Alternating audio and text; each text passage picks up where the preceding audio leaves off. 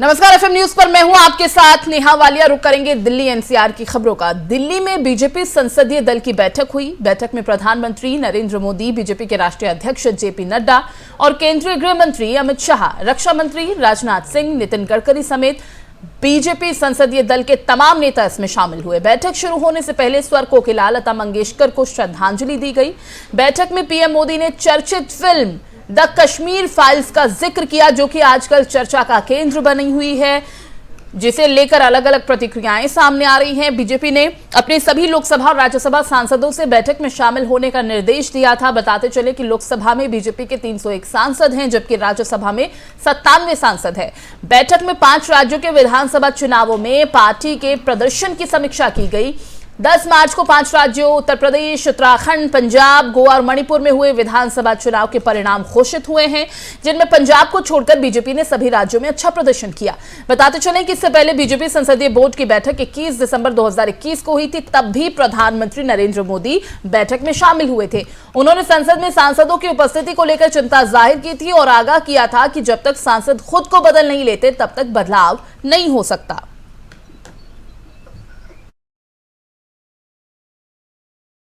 इसी पर ज्यादा बातचीत के लिए वरिष्ठ पत्रकार संजीव श्याम कौशिक साहब हैं हमारे साथ। बहुत बहुत स्वागत कौशिक साहब आपका एफएम न्यूज में।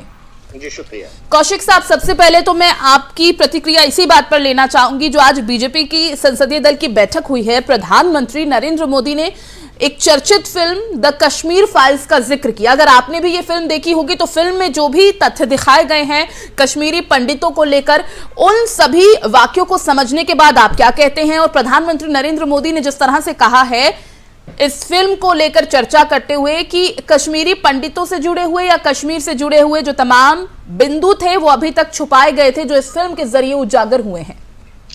देखिए, देश के प्रधानमंत्री के पास यदि इतना वक्त है कि वो एक फिल्म देखते हैं और उसके ऊपर प्रतिक्रिया भी देते हैं, तो मैं समझता हूं कि सबसे पहले उस फिल्म को ही आधार मान करके उनको कार्रवाई करने की जरूरत है। मैं समझता हूं कि जिस फिल्म को जिस निर्देशक ने बनाया है, उसने फिल्म चलाने से पहले, आप जब उसके चेतावनी में देखेंगी तो स्पष्ट रूप से लिखा हुआ है कि यह एक सत्य घटना पे आधारित फिल्म है, जिसमें तथ्यों को मनोरंजक बनाने के लिए कई चीजों को बदलनी पड़ी है, या जो लिबर्टी लेनी चाहिए एक फिल्मकार को, क्योंकि एक व्यावसायिक फिल्म है, उसने उतनी लिबर्टी ली है उसमें और वो तथ्य को उसने तोड़ा और मोड़ा भी है।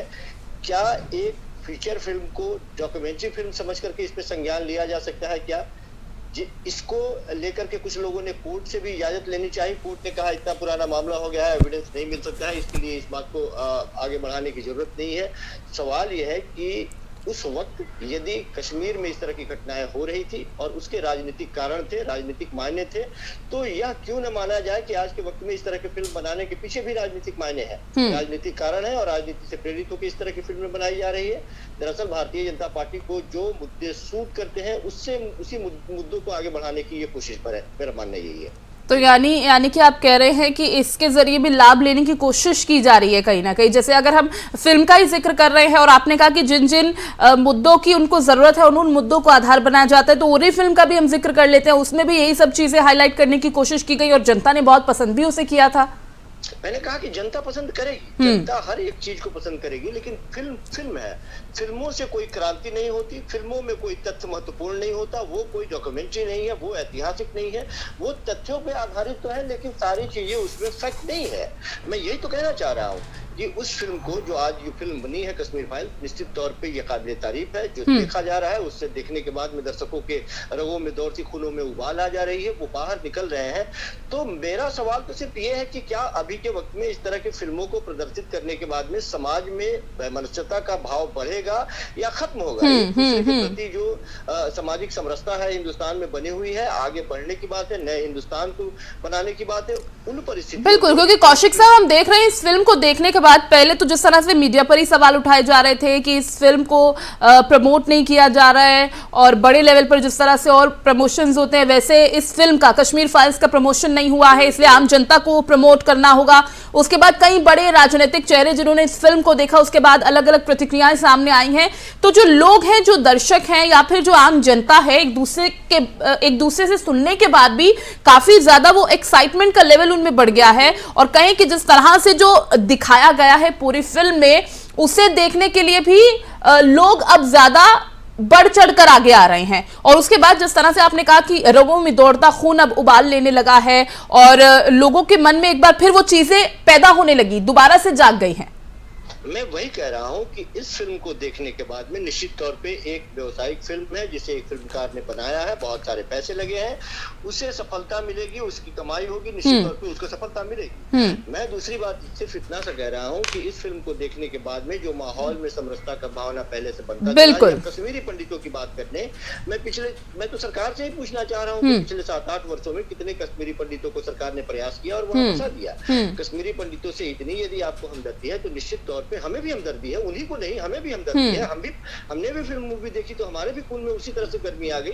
लेकिन मैं सिर्फ ये कह रहा हूँ कि इससे होना क्या है, इससे हमें हासिल क्या हो रहा है? क्या समाज में एकता बन रही है या कोई प्रेशर बन रहा है या फिर हमारे हिंदुस्तान में बहुत ज्यादा तरक्की होने वाली है इस बात को लेकर के फैसले, इसके नतीजे क्या निकलने वाले हैं, ये सबसे महत्वपूर्ण है। मैं सिर्फ ये कह रहा हूँ कि फिल्म को फिल्म की तरह देखा जाए, फिल्म एक इंटरटेनमेंट का साधन है, उसे देखा जाए, लेकिन इसके नतीजे यदि हम ये सोचने लगे कि राष्ट्रवाद सर्वोपरि है, उस समय बहुत ज्यादा गलत किया गया तो उसका बदले की भावना से कार्रवाई की गई, आज हम वैसे ही उसका कुछ जुनूनी कार्रवाई को होनी चाहिए या हमें आज उसका सिला मिलना चाहिए, हम आज बदले की भावना से वो सारी चीजें मिटा देंगे तो फिर समाज के लिए बहुत मुश्किल का वातावरण तैयार होने वाला है। मैं सिर्फ ये कह रहा हूँ फिल्म देखा जाए, बेहतरीन फिल्म है, मूवी है, लेकिन मूवी को मूवी के जैसे ही देखा जाए, इसका किसी एविडेंस से या किसी ऐसे चीजों से कोई मतलब नहीं है जिससे कि हम अपने ही वर्ग में एक खाई पैदा करने की कोशिश करें। ये इससे राजनीतिक लाभ हो सकते हैं लेकिन सामाजिक लाभ नहीं होने वाला है। ठीक है कौशिक साहब, बहुत बहुत शुक्रिया आपका जुड़ने के लिए।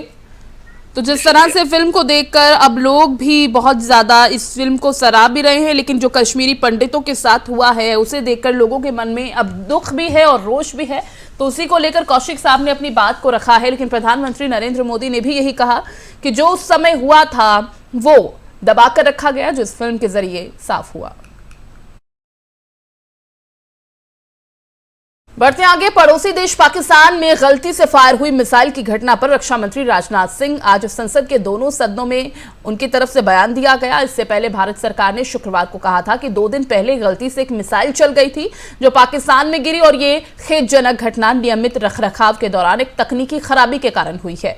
रक्षा मंत्रालय ने कहा कि सरकार ने इस घटना को गंभीरता से लिया और इसमें एक कोर्ट ऑफ इंक्वायरी का आदेश दिया गया है। उससे एक दिन पहले पाकिस्तान ने कहा था कि भारत से छोड़ी गई एक हाई स्पीड प्रोजेक्टाइल उसके हवाई क्षेत्र में प्रवेश कर गई।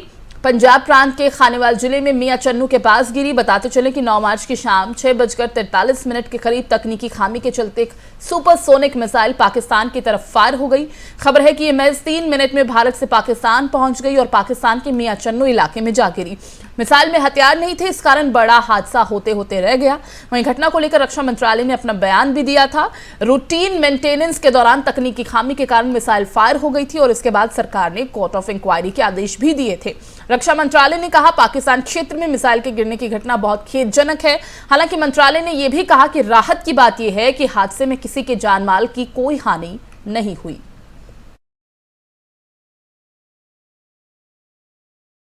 और दिल्ली में एनडीएमसी के कर्मचारी अपनी मांगों को लेकर धरना प्रदर्शन कर रहे हैं। 2014 से काउंसलिंग में मुद्दा पास होने के बावजूद कर्मचारियों को अभी तक परमानेंट नहीं किया गया। कर्मचारियों की संख्या 4000 से ज्यादा है जो करीब 15 से 20 सालों से नौकरी कर रहे हैं। कुछ कर्मचारियों ने आर्थिक तंगी के कारण आत्महत्या भी कर ली है। तो कर्मचारियों की संख्या करीब 4000 से ज्यादा बताई जा रही है और आर्थिक तंगी के कारण कई कर्मचारियों ने, जैसा कि मैंने पहले भी बताया, कि आत्महत्या कर ली है। तो इन तमाम कारणों की वजह से इनकी तरफ से एनडीएमसी के कर्मचारियों की तरफ से धरना प्रदर्शन किया जा रहा है।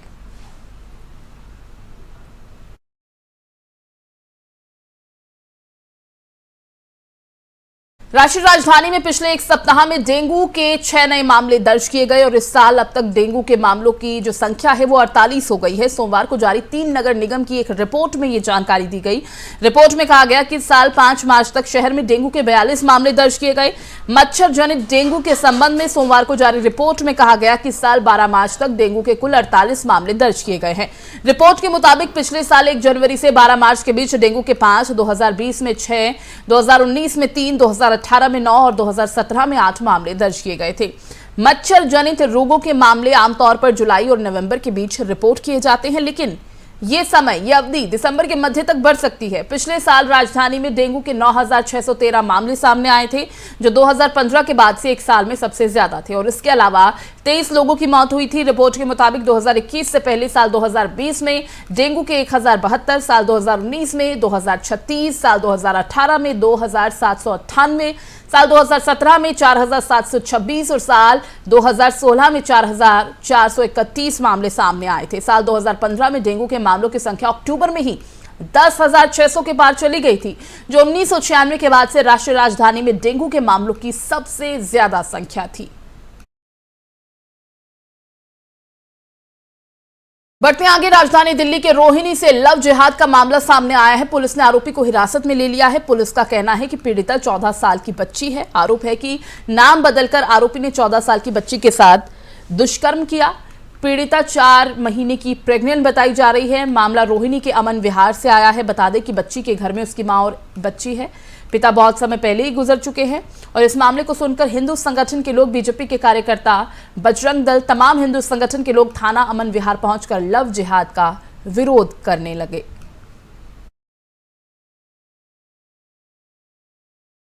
गाजियाबाद के इंद्रपुरम इलाके में पुलिस और बदमाशों के बीच मुठभेड़ हुई, जिसमें एक बदमाश घायल हुआ। घायल बदमाश का नाम कमल बताया जा रहा है, जो शामली का रहने वाला निवासी है। पुलिस के मुताबिक शाम को 2 बदमाशों को गिरफ्तार किया गया था, जिसमें कमल भी शामिल था। लेकिन जब पुलिस उसकी निशानदेही पर अन्य बदमाशों को पकड़ने जा रही थी तो कमल ने सिपाही की पिस्टल छीन ली, भागने लगा और इस दौरान उसने पुलिस पर गोली भी चलाई। पुलिस के मुताबिक पुलिस द्वारा गोली चलाई गई। मुठभेड़ के दौरान कमल नाम का बदमाश भी घायल हुआ। पुलिस द्वारा कमल को अस्पताल में एडमिट कराया गया। वहीं पुलिस ने कमल द्वारा की गई चेन स्नैचिंग का एक वीडियो भी जारी किया है, जिसमें देखा जा सकता है कि कल्लू किस बेरहमी से चेन स्नैचिंग की वारदात को अपने साथी के साथ अंजाम दे रहा था। और यूपी में मिली जबरदस्त हार के बाद भी प्रियंका गांधी वाड्रा ने हार नहीं मानी है। वो यूपी में 2024 लोकसभा चुनाव के लिए रणनीति बनाने में जुट गई हैं। प्रियंका गांधी ने रविवार को हुई कांग्रेस कार्य समिति की बैठक में उत्तर प्रदेश में हार पर मंथन किया, लेकिन उससे पहले घंटों तक कार्यकर्ताओं के साथ बैठक भी की, जहां प्रियंका गांधी ने यूपी विधानसभा चुनाव में कांग्रेस की हार के कारणों की समीक्षा की रिपोर्ट तलब की है। सोमवार को कांग्रेस मुख्यालय पर हुई समीक्षा बैठक में प्रत्याशियों ने अपनी हार के कारण गिनवाए। कई प्रत्याशियों ने संगठन का साथ न देने और स्थानीय नेताओं द्वारा मदद न करने की शिकायत की। ज्यादातर ने चुनाव 2 पार्टियों के बीच सीधा होने के कांग्रेस प्रत्याशियों की हार के कारण बताए हैं। वहीं प्रत्याशियों से यह भी पूछा गया कि किन लोगों ने उनकी मदद की, कितनों ने अच्छा काम किया। वहीं प्रियंका गांधी सभी राष्ट्रीय सचिवों, प्रदेश अध्यक्ष और उपाध्यक्षों के साथ मंगलवार को दिल्ली में बैठक करेंगी। बताते चलें कि उत्तर प्रदेश चुनाव में कांग्रेस का प्रदर्शन इस बार बेहद निराशाजनक रहा। जमानत जब्त कराने में कांग्रेस नंबर 1 रही। कांग्रेस के 399 प्रत्याशियों में से 387 की जमानत जब्त हो गई। कांग्रेस को सिर्फ 2 सीटों पर जीत मिली है। कांग्रेस को इस बार सिर्फ 2.33% वोट मिले। ये यूपी में कांग्रेस के इतिहास का सबसे खराब प्रदर्शन रहा, वो भी तब जब प्रियंका गांधी लगातार यूपी में एक्टिव थी।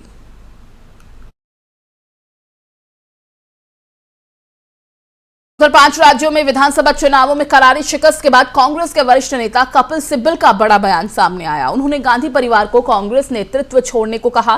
साथ ही उन्होंने कहा कि अब वक्त आ गया है जब कांग्रेस की कमान किसी दूसरे नेता को सौंपी जाए। सिब्बल ने पार्टी नेतृत्व पर निशाना साधा, कहा कि अगर उन्हें हार के कारणों की जानकारी नहीं है तो कल्पना लोक में जी रहे हैं। एक अखबार को दिए गए इंटरव्यू में उन्होंने ये बात कही। सिब्बल ने कहा कि वो विधानसभा चुनावों में पार्टी की हार से हैरान नहीं है। उन्होंने कहा सीडब्ल्यूसी के बाहर भी एक कांग्रेस है, कृपया उनके विचारों को भी सुने अगर आप चाहें तो।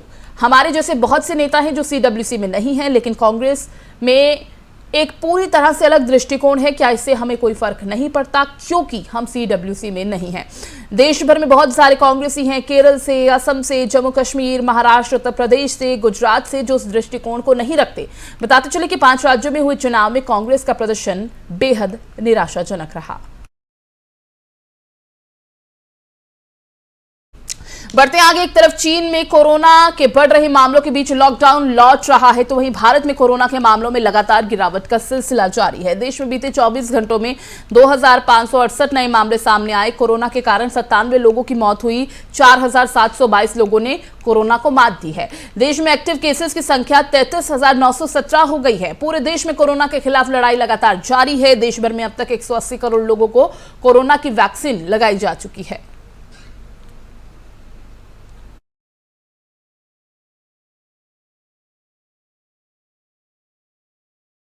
और एशियाई शेयर बाजारों में शानदार तेजी के चलते भारतीय शेयर बाजार तेजी के साथ खुले हैं। मुंबई स्टॉक एक्सचेंज का सूचकांक सेंसेक्स 177 अंकों की तेजी के साथ 56,603 खुला, तो निफ्टी में 29 अंकों की तेजी के साथ 16,900 पर कारोबार की शुरुआत हुई है। शेयर बाजार में banking, auto, IT, pharma, real estate जैसे सेक्टर्स के शेयर में शानदार तेजी देखी जा रही है। स्मॉल कैप, मिड कैप के शेयर्स में शानदार खरीदारी देखी जा रही है।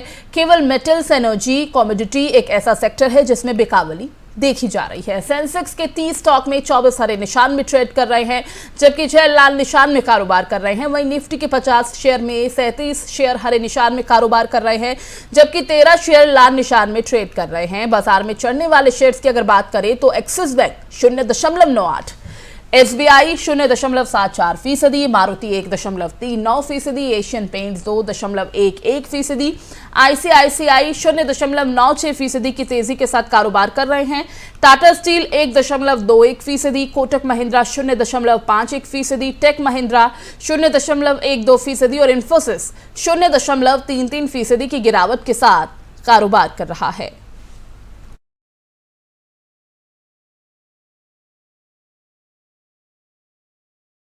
एनसीआर की खबरों में फिलहाल के लिए बस इतना ही। बाकी खबरों की अपडेट्स के लिए आप देखते रहिए FM न्यूज। नमस्कार।